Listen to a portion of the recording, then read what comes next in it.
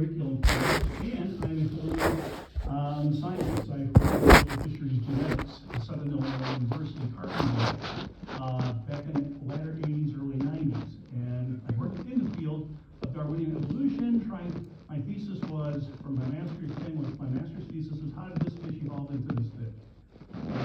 As a result of working in there, I jumped ship under Darwinian evolution and became a creationist, because I did not have the faith, enough faith to believe this bizarre theory that constantly, almost weekly, we have to change, because there's always something new coming up that doesn't work with it. So it's a constant revolving door. So because of that, I travel around. We have a website. I travel around speaking. We have a website where we have videos. We have podcasts. I've written about 5 different books, 4 or 5 different books. Some on archaeology, biblical archaeology. I lead tours to Israel, though right now I haven't been doing that the last couple of years. It's been a little crazy over there. So, but I have done numerous trips to Israel, and my first 2 books were on biblical archaeology, dealing with the Bible, showing how the Bible is through history and stuff. So, what I'm going to do with you tonight, what I was asked to speak on, is basically 2 topics. And one of which, now I can talk from a scientific point of view, because as I said, I'm a former teacher, I'm a biologist. I used to teach classes like microbiology. Probably some of you are going to fall over and die here. Human anatomy, physiology,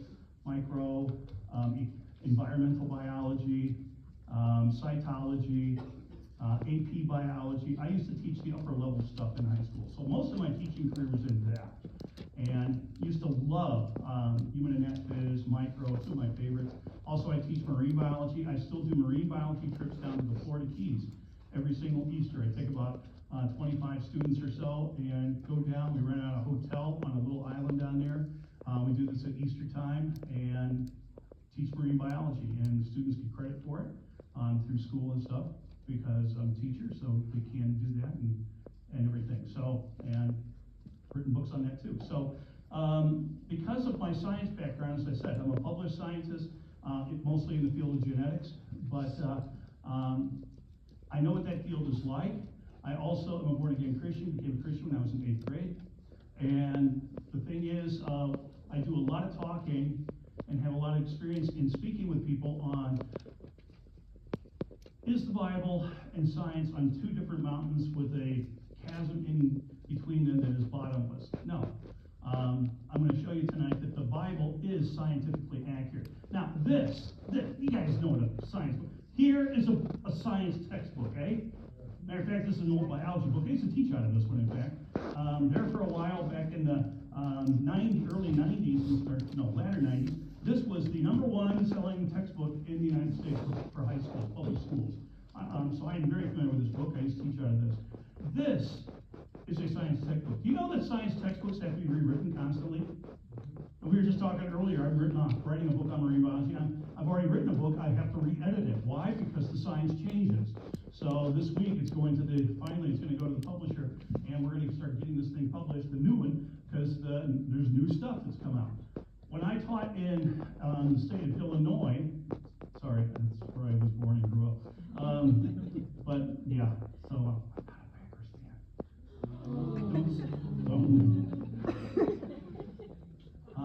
I used to work at Shed Spring, across the street where the Bears play. So now you feel pity for me? I mean, you don't. But that's how it was. But the thing is, we at the school where I was teaching my last 10 years in particular, we changed science textbooks every 5 years. Why? Because there's things in this book right here we know that are not true anymore. Science constantly is changing. Where the Bible, on the other hand, is different. It doesn't have to change because it's perfect. Now, some of you might be thinking, really? There's no science problems with the Bible? And I'm going to tell you right now, there is no actual science problems in the Bible. Provable science. This is something that constantly has to change. This is man's creation. This is given to us by God.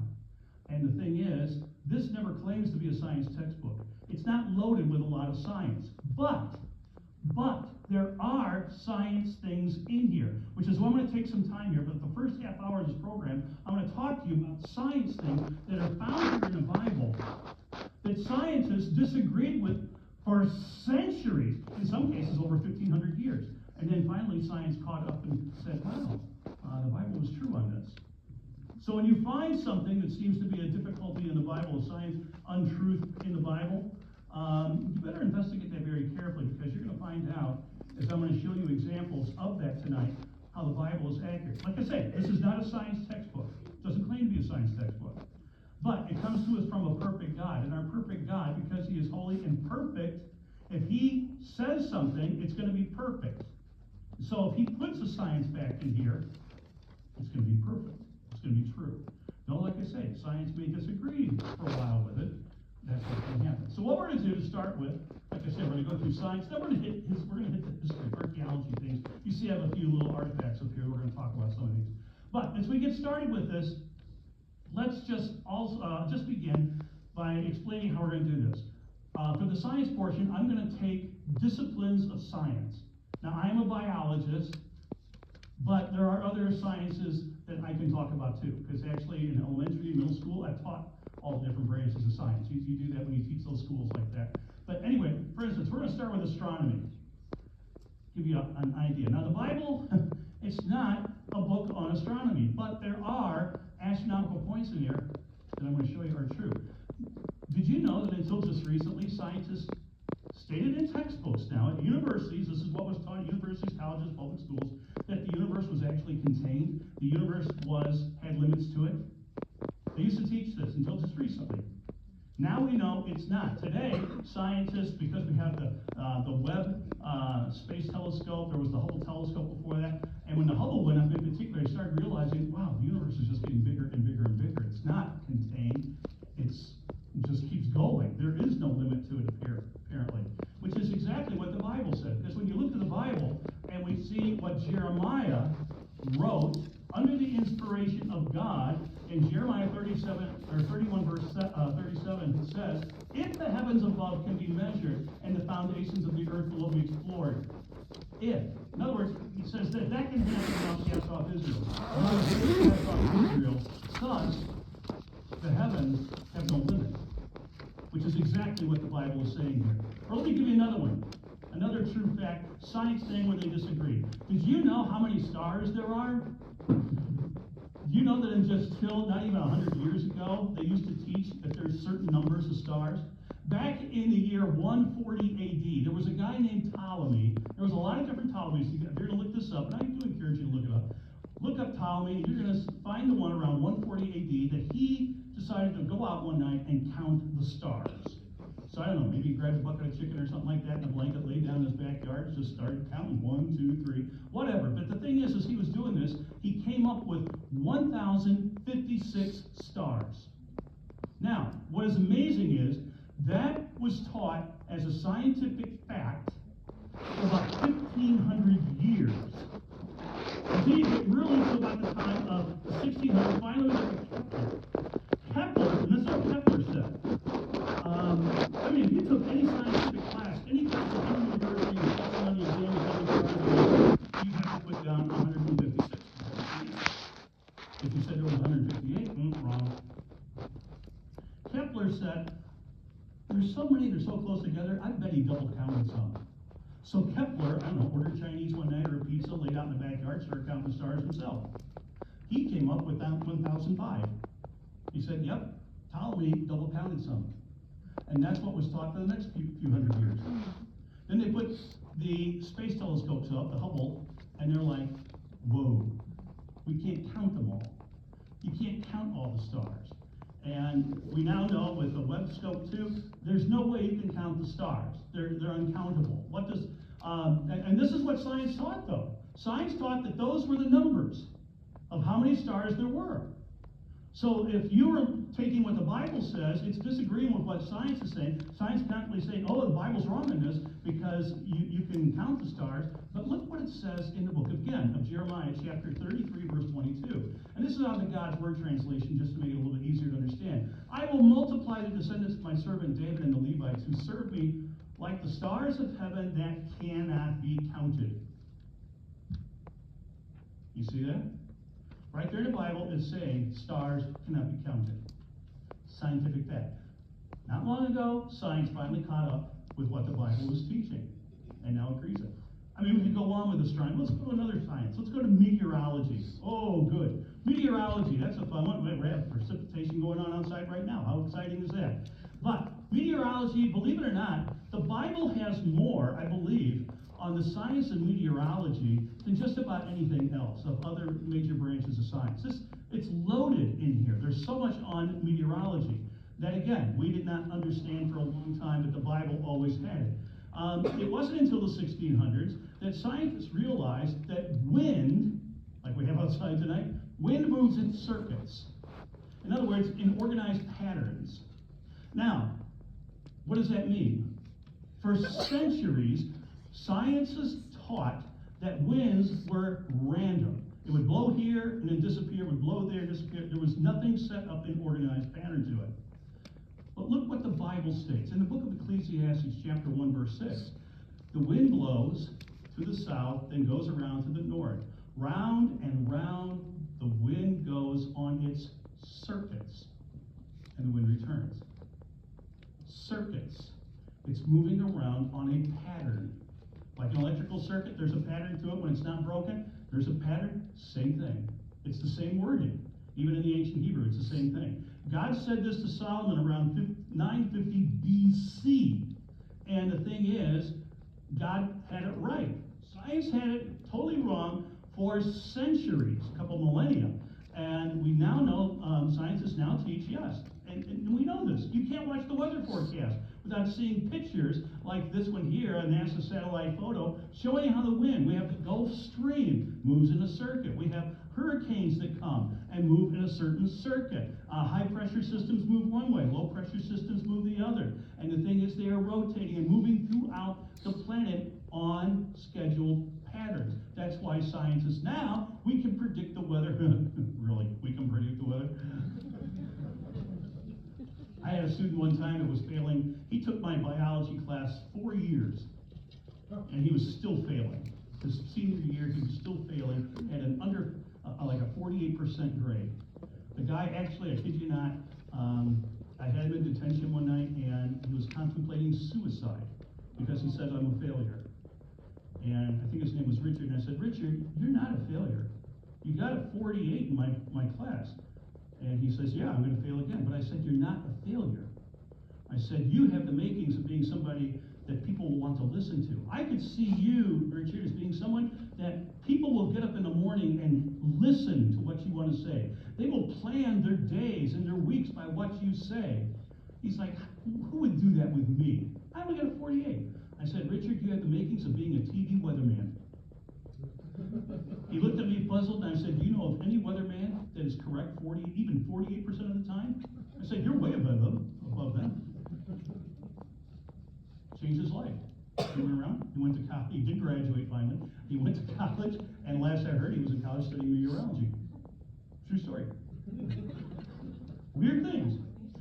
Here's another one. Science taught for centuries that air does not have weight to it.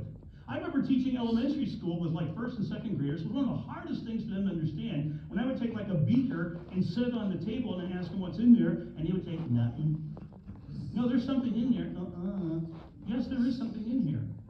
And I would have to, I'd blow up a balloon and take a balloon, set it down, put it on a balance, let them see the weight. Take the same balloon, blow it up, put air in it, tie it on there, put it on there. Ooh, on a scientific balance, on a really analytical one, it's different weight. Why? Because air has weight. And so I've had to do all sorts of weird things for this one with little kids. But the thing is, it wouldn't be until the 1600s that scientists finally caught up to what the Bible was saying. Look at the book of Job, chapter 28, verse 25. It reads, when he, this is speaking of God, gave to the wind its weight. Right there, it's saying, when the air has weight. And today we measure that with an instrument called a barometer. You can measure this. We used to live in the Bahamas. I would watch the barometer when hurricane season comes because it could tell you when hurricanes are coming. and large storms and stuff. Now, some people will say, well, that's not what that's meaning where it says wait. It's got to be meaning something else. No, if you go back to the original Hebrew here, it's the Hebrew word mishkal. Mishkal is the same word used to describe a balance, like a person in a shop putting something and weighing out things for like a balance to get the measure of it. It's the same word. Thus, God is telling us air has weight. Well, now, today we all know it. But for centuries, scientists disagree with it. Talk about the water cycle. This one cracks me up. This one really does. This is amazing. You want to research something really funny? Research the water cycle. Get what scientists used to teach about it centuries ago. It'll make you laugh. They thought that when it rained or it snowed, after a while you go back out there, it's gone. It's just that it ceased to exist anymore. Rain on the pavement, where it's playing in the puddles. Play in the puddles now, because in a few moments or in a couple of hours, it's going to just disappear and be gone. This is what they taught in universities, folks. Now, the Bible has a lot to say on this one. Scientists just couldn't figure this thing out. But prior to the 17th century, scientists believed there was an inexhaustible water supply under the surface of the earth. And that snow and water didn't really enter into it. They just disappeared when you research this. But the Bible describes the hydrologic or the water cycle more than anything else. Matter of fact, when I used to teach middle school, and I actually taught earth science 2 different years, and when I came to the part where it's talking about the hydrologic cycle, I really did this one time. I said, I want to show you guys something. Put your textbooks away. I pulled out a Bible, and I said, I'm going to show you passages, and I'm going to teach you about the hydrologic cycle from this ancient book called the Bible. Because it's mentioned, it's explained in scientific detail in Isaiah 55:10, Ecclesiastes 1:7, Job 26 verse 8, Psalm 135 verse 7, Psalm 33 verse 7, Amos chapter 5 verse 8. And you're going to see that everything that is mentioned about it is absolutely perfect scientifically. But my favorite passage is this one. Job chapter 36 verses 27-28. Get this. Now you all know what the hydrologic cycle is. The water cycle. Rains over here, goes over here, evaporates, goes back up, and you get this thing. Okay, look what Job wrote.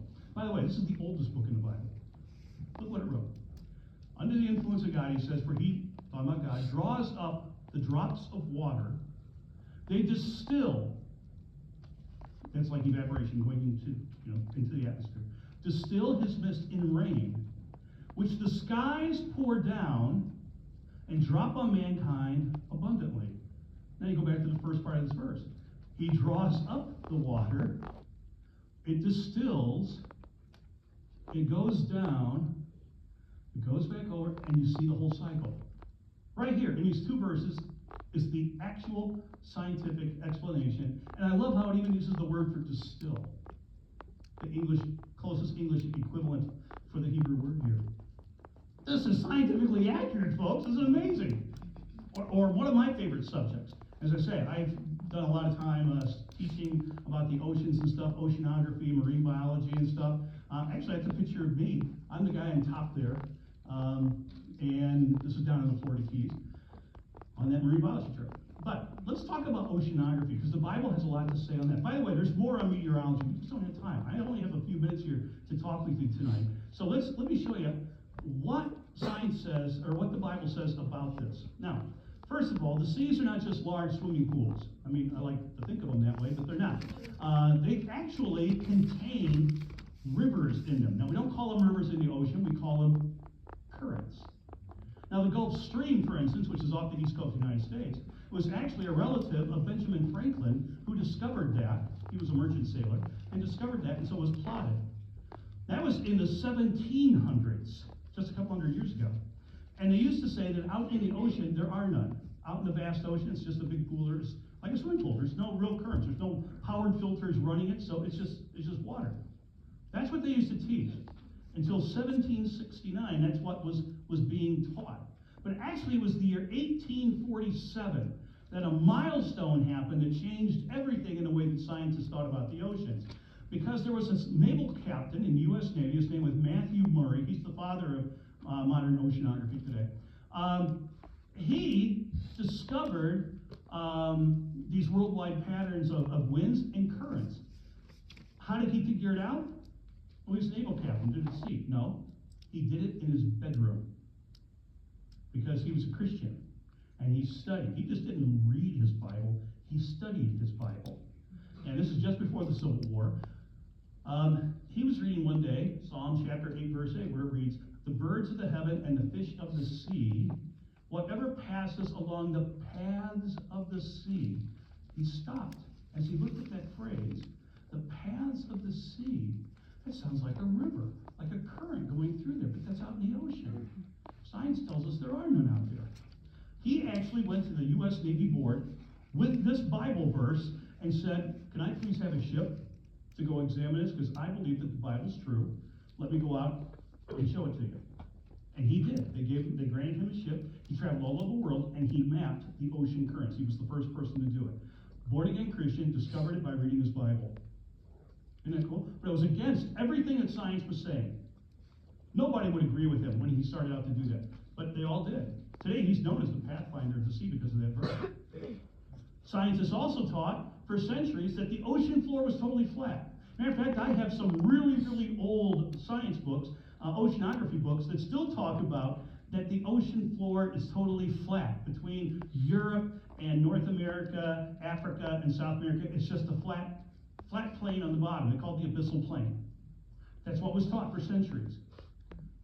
Well, Matthew Murray was reading his Bible another time, and he came across the book of Jonah.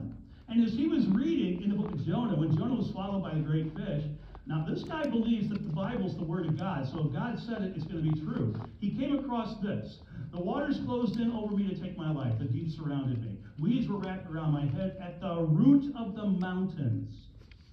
The root of the mountains. When he read that, he thought, Jonah's out in the ocean. The roots of the mountains, that means that there's mountains under the ocean, which was against everything that was being taught in science. Every person was teaching it's flat. He says this can't be true. Again, he goes to the U.S. Navy, "Would you please let me have a ship?" They let him take a ship over by the Canary Islands, and they started dropping cables and stuff, and they found out that there were mountains under the sea. Do you know it was just a little over 100 years ago that they finally discovered the Mid-Atlantic Ocean Ridge? Because they didn't know it existed. But Matthew Murray knew. How did he know? Because God's Word told him. So now we know that there's all sorts of mountains, and there's rift valleys, and all sorts of stuff. Yes, there's some places it's abyssal plain, but if you've ever seen a topographical map of the oceans, you see massive mountains all over. Let me give you another one. Back in 1977, I was in college at the time, and I remember when this happened. I still can see the day this event was discovered. Scientists using the submersible called the Alvin. It's the same submarine they found the Titanic with. The Alvin was off the coast of Chile and diving down at the bottom, looking at the bottom, and they discovered these things. They're called deep hydrothermal vents. Black smokers is a common name. Looks like smoke that is not smoke. You're way deep down in the ocean, and the thing is that is extremely hot mineral water. That water coming out of there is so hot, it started to melt the plastic parts on the hull of the Alvin. That's how hot the water is coming out. So there appears to be, that was the first discovery of this. I remember my professor coming in telling us all about this.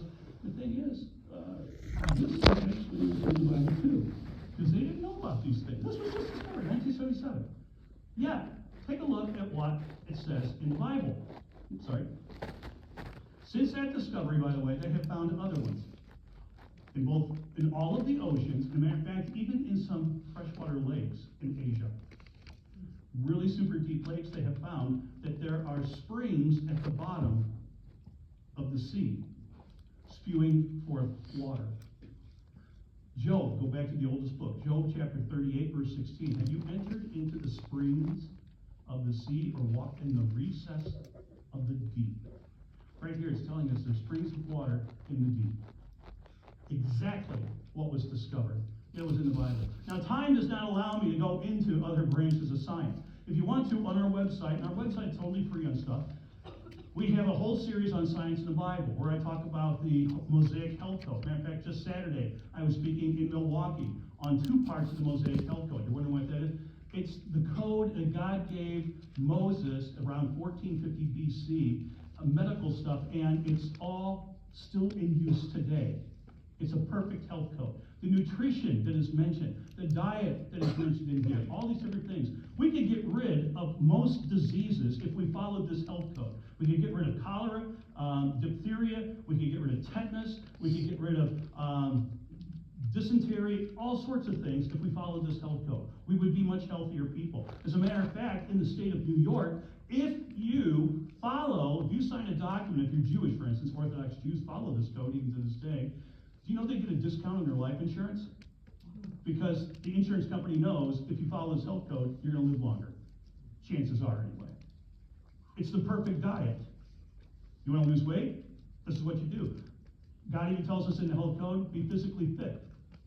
It's in there too. I mean, there's so many things to it. We don't have time to go into human anatomy, physiology. Oh my gosh, how many things are in there that God tells us about science? He says that in the book of Leviticus, that the blood of the animal or the person is its life. Do you know how George Washington died, our first president? He was sick, and they decided to bleed him, and they drained him of about 2/3 of his blood, thinking that would make him get better. We now know today that is the stupidest thing to do. People who ride around in ambulances, EMTs and stuff, if a person has blood loss, they're likely to die. Blood is life. Matter of fact, the Red Cross made that a statement. It's a quote right out of the Bible in the book of Leviticus. God is actually very accurate on it. Or geology? Oh my gosh, there's so many things in geology that are in there. Or anthropology. For instance, did you know that back in the 1990s they were studying the mitochondrial DNA of individuals? And we know that mitochondrial DNA you inherit from your mother. Well, they decided to test all the different groups of people all over the world, and they did this. Some scientists did this as a paper they were studying and publishing. And as they did this, they found out that all of us are related to every single person on the planet are related to one female. Now, they published the date of when this female lived by taking the mitochondrial DNA, and because it has DNA in it, they thought, well, we know the mutation rate of DNA, and they applied that to it and tried to get the date. They came up with like 68,000 years ago or so. I'm sorry. It was like 500,000 years ago or something like that. It was really a long time. So anyway, as I read this paper when it was published, remember I used to work in genetics too, I realized they made a very stupid error. They're using mitochondrial DNA, yet they use the decay rate or the mutation rate for linear DNA. It's different. I wasn't the only one who caught this. A number of other geneticists, even at the university where I was working, caught this, and they said, we got to redo this. Take that stuff and they put the right rate to it. Guess what the age of this female is? Around 6,800 years ago. That's scientific fact. You can play around with it whatever you want. Now, if you come across a number that says, oh, it's much older than that, they're using linear DNA. They're not using mitochondrial DNA. Isn't that cool? There's even an episode in the National Geographic about that. Physical science, oh my gosh, there's tons of stuff. Nutrition, I've already mentioned. Psychology, oh, I could teach units on all this. Matter of fact, we have. Every one of these and more are on our website, 1-hour sessions basically on the science and showing you how accurate the Bible is. Okay, with that, let's shift gears. Whew, that wasn't enough. Let's go to this one. Archaeology. It's a science. How many people have come up to me where I have worked or where I have been at a conference or something, and they tell me that science has disproved the Bible? And I'm like, right. And they're like, oh yeah, science disproved the Bible. I say, have you ever heard of a science called archaeology? Mm-hmm. Do you know there has never been a documented archaeological discovery that disproves the Bible? But there's been over 100,000 that support it. I'm going to show you some right here. Never have they got one that disproves the Bible. This is science. This is an archaeology. It's got an ology in it, so we know that. But this is really serious stuff. And you can find this. I mean, you can get Bibles even, archaeology Bibles. This is the ESV one. Here's an NIV one that have the archaeology things in them. You can get publications, Bible in Space. This is by a Christian publication. The Stones That Speak is by a Jewish publication. This one's for free. Some one's for free. Biblical Archaeology Review, this is not a Christian publication. You have Muslims, Jews, atheists, everybody, just anything dealing with archaeology, so it's totally unbiased. And even in here, you can't find an archaeological discovery that disproves the Bible. And this is what I love about this. So let's take a look, just briefly. I mean, we could go on for notes on this. I have so much stuff. I mean, just take a look at our website, how many videos we have. Matter of fact, today, we're putting out, was it published today? It was published tonight. We put out one where we just got done doing David, evidence for David. 7 pieces of archaeological evidence dealing with David. I'm going to show you a couple here. But also, starting today, we're doing a whole series on Goliath. Do you know there's been archaeological discoveries to support Goliath, that Goliath really lived through? They are. They're out there. You don't see this in the news, but I'm telling you folks, this stuff's out there. You don't see it. This never makes like ABC World News Tonight. But this stuff is out there if you look for it. It's amazing. We're talking hundreds of thousands of stuff, and practically every week they discover something else pertaining to the Bible, showing the Bible to be true. You want a science that proves the Bible to be true? There you go. I challenge you. Take a look at archaeology. It's amazing. So let's take one. In 1 Kings chapter 12, verse 29, there was a king of Israel. His name was Jeroboam I. Jeroboam I says that he controlled the 10 northern tribes of Israel. It's in the book of 1 Kings, 2 Kings. But he's up in the north part of Israel here at a place called Dan. This is Tel Dan. Tel is just a hill. Tel Dan. Now these are photographs I've taken here. This is Tel Dan. The mountains you see in the background there, that's Lebanon. That's how close we are here. We're right on the border. But this building, this structure here, is a high place. You read about high places in the Bible, it's a place of pagan worship. That Jeroboam I built one right here at this city, and in the middle up there, there's this little, it's called a bama, not to be confused with the president, but there's this platform right here, you can see. That is actually a raised platform where they used to place idols. It says that Jeroboam placed a golden idol there. Well, the gold's gone. People have conquered this land numerous times. The gold's gone. Gold doesn't break down very easily, so it's probably you're wearing some of it on your ears or on your fingers or something. That's how gold is. But that is the structure. There's other things all around it they have found that actually supports this. Matter of fact, they even found a seal, a gold seal, that has Jeroboam's name on it. This guy really did live. He really did do this idol worship at Tel Dan. Or as I mentioned, David. This was found in the early 1990s. It's just a piece of stone, actually it's in several pieces now.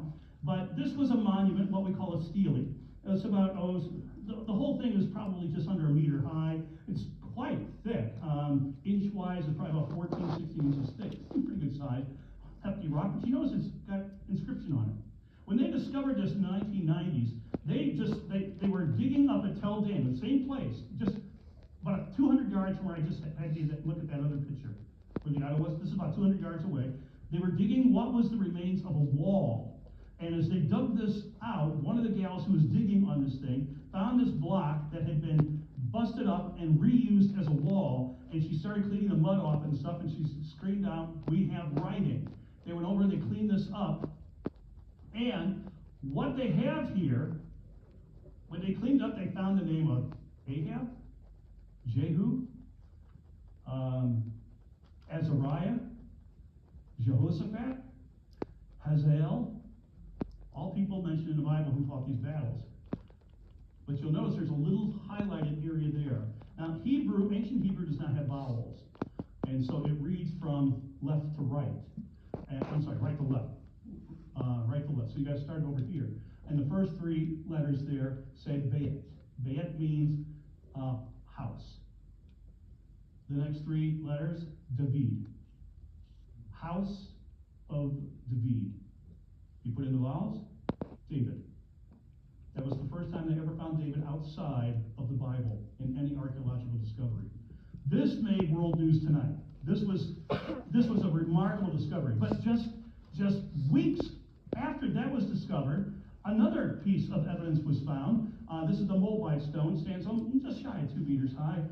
It too is very thick, very, very thick across. It's about 33 to 38 centimeters across. But the thing is, you can see writing on it. Also on here, it says A lot of these names, King Ahab is mentioned there, Jehoshaphat is mentioned on this, but it says of the house of David, the house of David is on here too. Wow, 2 pieces that we found. We're not done. In the book of First Kings, it talks about how Solomon, when he died, his son, his grandson Rehoboam, became king, and he rebelled against God. And so God allowed the kingdom of Judah and Israel both to be destroyed by the Egyptians. Pharaoh Shishak, it says in the Bible, came up and conquered the land. Well, Shishak is the Hebrew name of the Egyptian pharaoh Shonshek I. Now, when Shonshek died, and after he did this campaign, on a temple of Karnak in Thebes, this is how the Egyptians recorded stuff. They wrote on the walls. I know some people, I've taught in high schools too, sometimes there's all sorts of writing on the walls, particularly in the bathroom.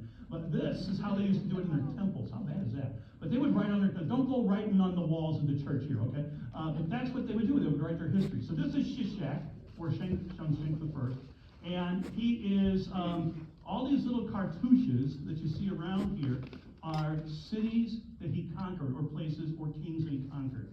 One of these, you can't really see it too well. I have a close-up of it over on the right from a replica. Here's the replica here. This one's really interesting. Egyptologist named Kevin Kitchen. This is the same year that they found the other 2 names of David. Kenneth Kitchen's reading this thing, and you can see that there's like a hand on top, and then there's a falcon. The hand is like a D sound. The falcon is like the letter A. And then there's a sling over here, which is like also, could be either a TH or a D. So David, here we are. If you keep going down, you'll see there's a crown at the bottom, meaning king, son of David. In other words, it was his grandson, but this is another mention of David's name. There we go again. So how cool is that we find this thing? Or how about David, his descendants? He had other descendants. Well, we have evidence of those too. For instance, now, I don't know how many of you have a boyfriend or a girlfriend. Anyone would be brave enough to raise your hand? No. That's what I thought. If you're going to send a letter, there's 2 ways you can do it in ancient times. Broken piece of pottery, we would just throw pottery away. They kept it. And they would write letters, receipts at stores and stuff. I have tons of broken pieces of pottery with writing and stuff on them. Receipts, things like this, prayers, all sorts of stuff they have found. But if you had a little bit more money, you might do it on papyrus.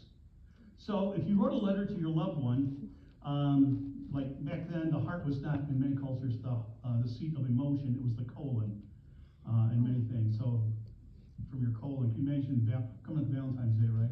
Can you imagine writing a letter, I love you from the bottom of my colon? Or get a card shaped like a colon instead of a heart. Oh boy, do you love me. Anyway, this is what you would write on a piece of papyrus. Now, they didn't have envelopes to put it in. This is how they mailed things. And this is papyrus. This is real papyrus, Egyptian papyrus put together. Notice that there's strings around this, and then these clay seals that a glob of clay was put there that's going to harden in the air.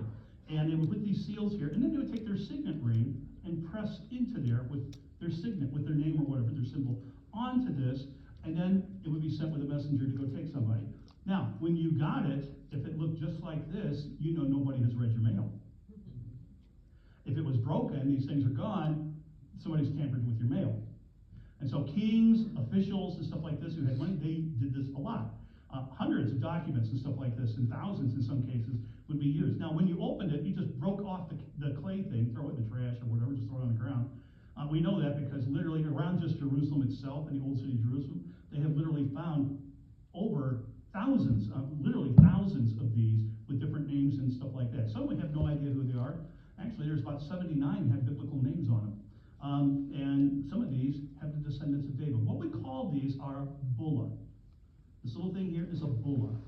And they look like these little clay things. I mean, they're so numerous because they just discarded these. They weren't worth anything after you opened up the letter. No one collected stamps like, he'd collect bulla. Nobody really did that back then. So there was just these things everywhere. Well, archaeologists are finding these all the time. And Here are some. Let me show you some that have been found. Here's one that is King Jotham. That's a descendant of King David. Now, King David didn't live. How could there be a King Jotham? So we know that David lived because his great-great-great-grandson, Jotham, they found his thing on it with his name. Next to it is his son, King Ahaz. Has Ahaz, king of Judah, right on there. The one next to it, found a number of his. This is King Hezekiah. Hezekiah has a winged beetle. The winged beetle in the center was a symbol of royalty that many kings would often use as a winged beetle in Israel. And it actually has Hezekiah, son of Ahaz, King Malach of Judea, and then there it is. It's all on there.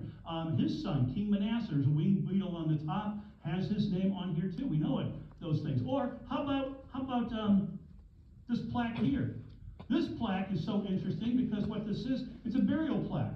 Actually has King Uzziah's name, another descendant of King David. If you know the story, this guy sinned against God by going into the temple, offering a sacrifice only a priest was allowed to do. He's not a priest, he's from the tribe of Judah, not Levi, so he could not go in there. He broke God's law. God gave him leprosy. He died with this leprosy. It tells us in the Bible he was not put into the royal tombs. He was buried in a different place, outcast of the city. And the tombs of the kings were inside what is the old city thing. Not here. This guy was buried outside. The Romans found this. When they conquered Jerusalem in 133 AD, they started breaking into all the tombs, taking everything out, and they found this plaque. What this plaque says, to basically beware. This is an unclean king, Uzziah. So it was a warning. This guy had leprosy. Don't open the tomb. Romans did anyway. What did I care? But here we go. We see these. Or how about this one? This was discovered just, I think it was in 2011. It's a broken piece of a bulla. You can see, I have this here. You can see the original size, and when it's enlarged to see it better.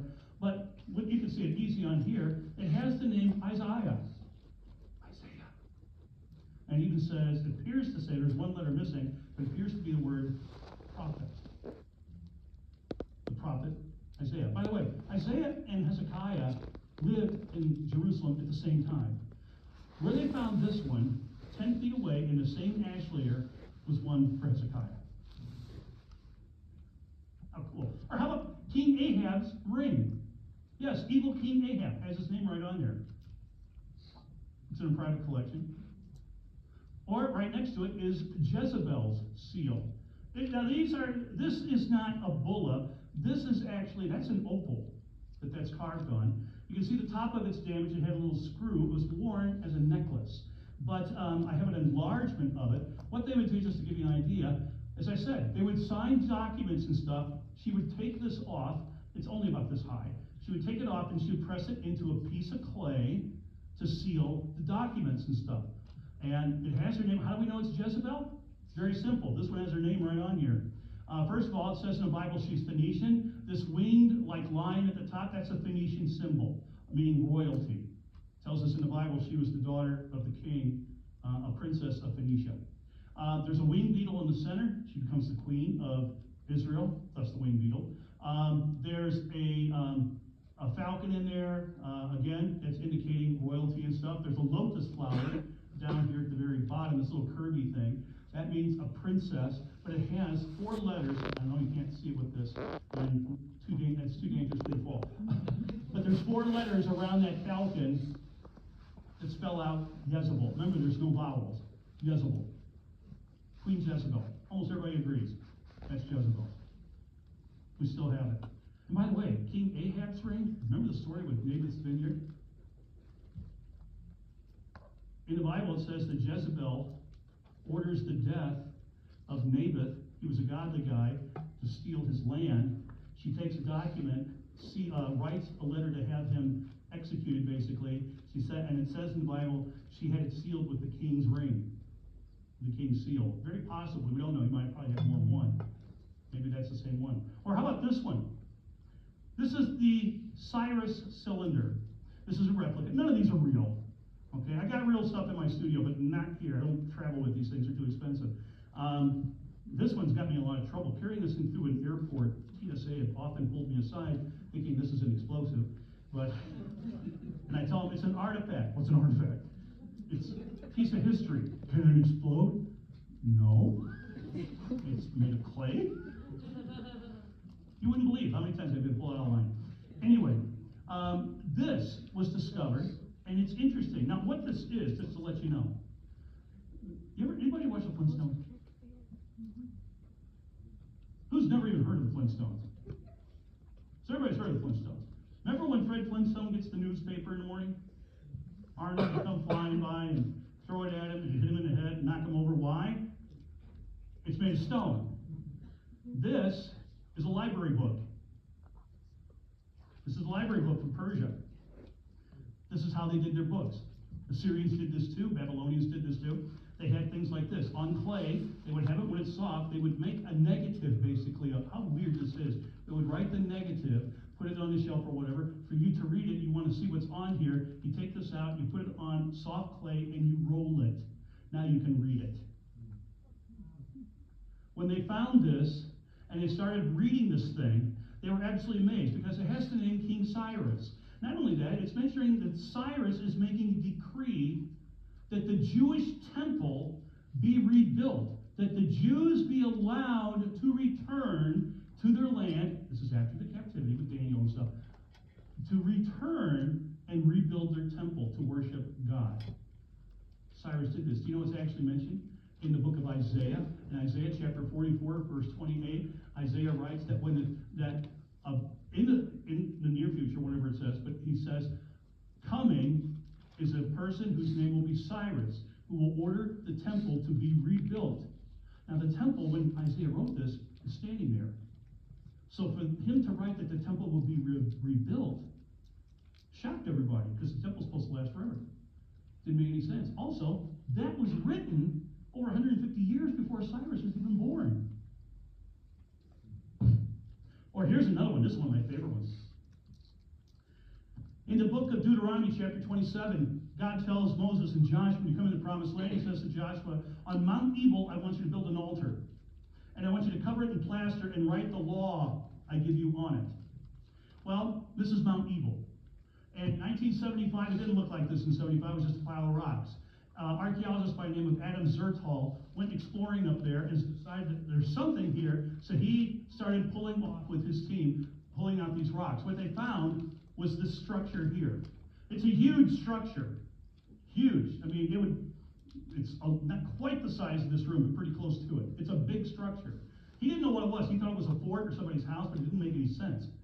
Finally, he realized, through the help of a rabbi friend of his, it's the way that the Jews built large altars. And so Joshua was ordered to build this altar on Mount Ebal, and it said in the Bible in Deuteronomy to cover it in plaster. He found plaster remains on many of the rocks all around there that still hadn't eroded all the way yet. Did you know that we have that? By the way, Adam Zertal was not a believer until that happened. And he was like, oh my gosh. Or how about this one? Here's another one of these things. This is a cartouche. This is this one's really interesting. 27 of these have been found in Canaan and around. Look at the letters. I'm showing you this is Egyptian, showing you the hieroglyphics and how they go. The top letter would be like a Y in the Hebrew language, or a J sound to us in English. Then you have, remember, there's no vowels. Then you have a C, like K sound. Then you have the Q, which would be a B sound. Now just stop right there. What do we have? Jacob. Jacob. That's how you say Jacob. Underneath, there's an H and an R, which means Har. Har is a elevated, like mountaintop, or it's the title for somebody who's like a vassal or an official high-ranking member in a court. Now this is Egyptian, so in Pharaoh's court. He would have his stamp. This is an enlargement. The real one's only about this big. 27 of these have been found all through, not just in Egypt and the land of Goshen, but also all the way up into Canaan, and they found these. Jacob, elevated person, and it fits the time frame of everything dealing of when Jacob in the Bible was living in the book of Genesis. Did you know that we have found 27 pieces of evidence with Jacob's name on it? Just talking about that, let's go to another. How about this one? The Pilate ring. Actually, this was discovered back, I think, around 1966 or something. People found this. They were looking for Herod the Great's tomb, and they found this little ring. They didn't even clean it up. They put it in a box and just stuck it in the museum. Just a few years ago, some person in the museum opened up the box. What's this? It's from Herodium. And they cleaned it up, and you can see it. This is a replica. Here's the original, and you can see it's made of different alloys. It's not gold or silver. There's all different types of things in it. But if you read it, starting over about 2 o'clock, you'll see the symbol pi. See it? I can't reach it. Underneath is one letter going down, an I. Go around the bottom, there's an L, an A, a T, and an O. Pilato.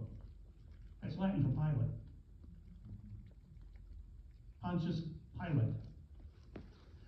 The thing in the center is called a kraken. That's not a mountain stirred from the deep. Like, release the kraken. It's not that. A kraken is actually a type of vessel you drink wine in. This was found in Herodium, just a few miles, not even 2 miles away from Bethlehem. And that's an area where to this day they still grow grapes for wine and stuff. That is a wine drinking vessel. Thus, what this is, Pilate probably did not wear it. It was probably somebody working for Pilate, that Pilate had him wear this ring. Pilate would have wore gold. This was something different, that it would be for him to document probably the pieces of papers going through and stuff like this, papyrus, about the sales of gold to the Romans and stuff like that. That's what this is. Next to it is a plaque. This thing's about 1 meter high, and it actually has, this was found in Caesarea. That's where Pilate spent most of his time, and it was a temple plaque, like a dedication, like a memory stone, and a cornerstone like a temple. It says to Tiberium Caesar, and it says underneath it, Pontius Pilate, procurator, which is what he was. He was the governor, the procurator. Did you know that we have his name there?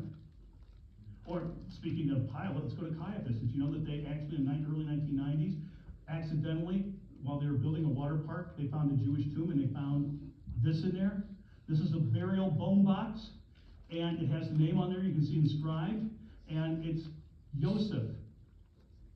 Who is that? If you open it up, there's high priest things inside, besides the skeleton. The skeleton was still in there, of him, his wife, and a couple of children were inside this.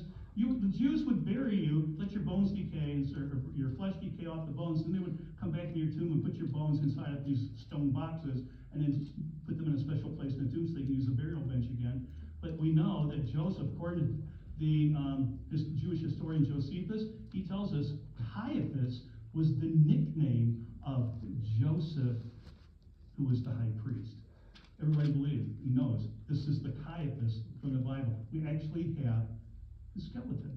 Well, now it's been interred in the Mount of Olives. Jericho, oh my gosh, one of my favorite places to go in Jericho. We all know the story, Joshua the battle with Jericho, and all that fun stuff. Jericho had 2 walls. It's been excavated around here. This is a city God said to burn it. Well, I love going here, and I love doing tours. It has the remains of some of the walls are still there.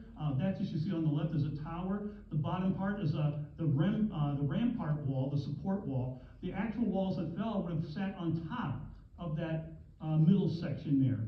And the city had pink mud, so it was a pink city.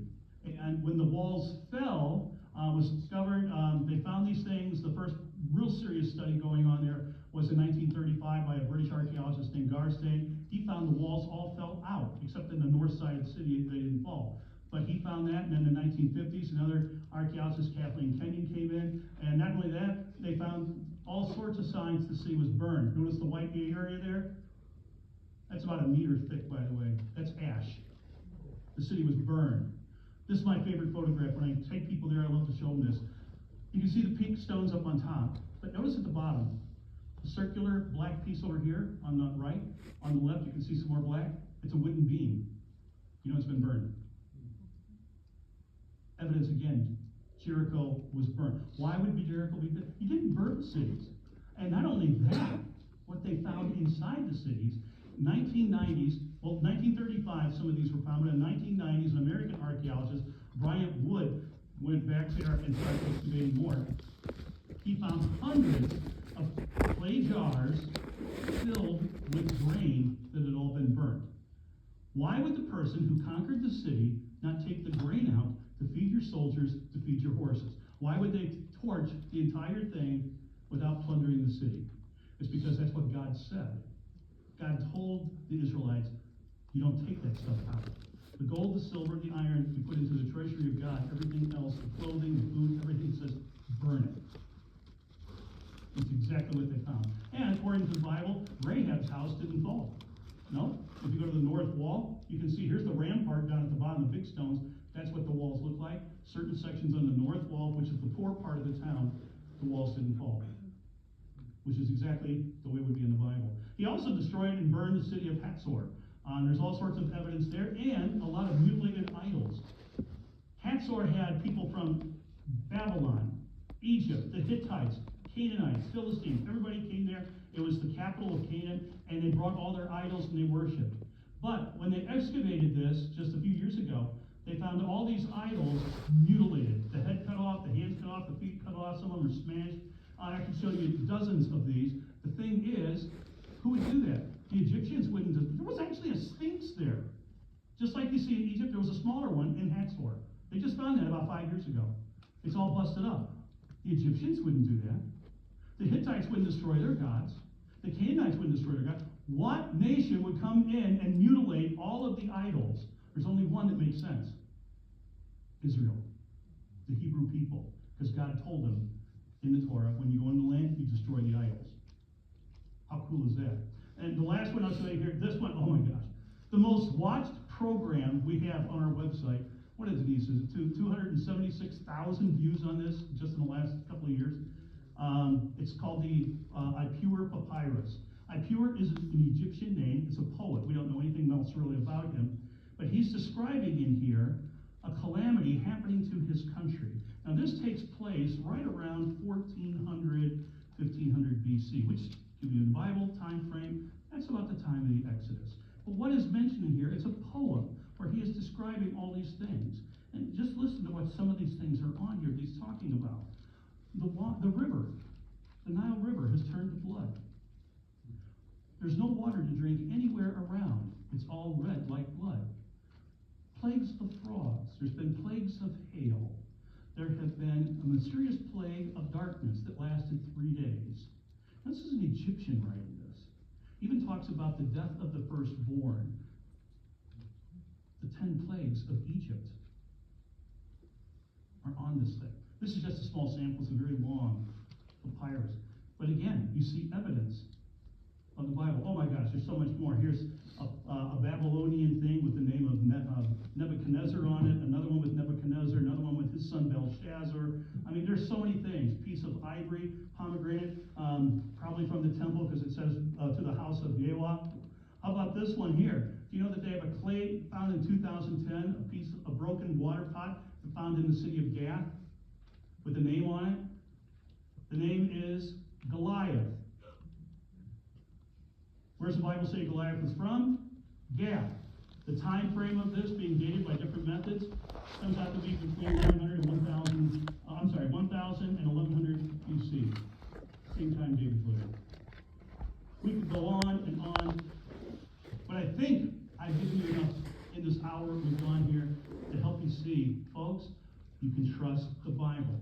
There's never been a scientific discovery, a true provable scientific discovery against the Bible, and there's never been, ever, an archaeological discovery that disproves the Bible. Thank you so much for joining me. I have business cards up here if you want to take too, and I'll turn it back over. Thank you.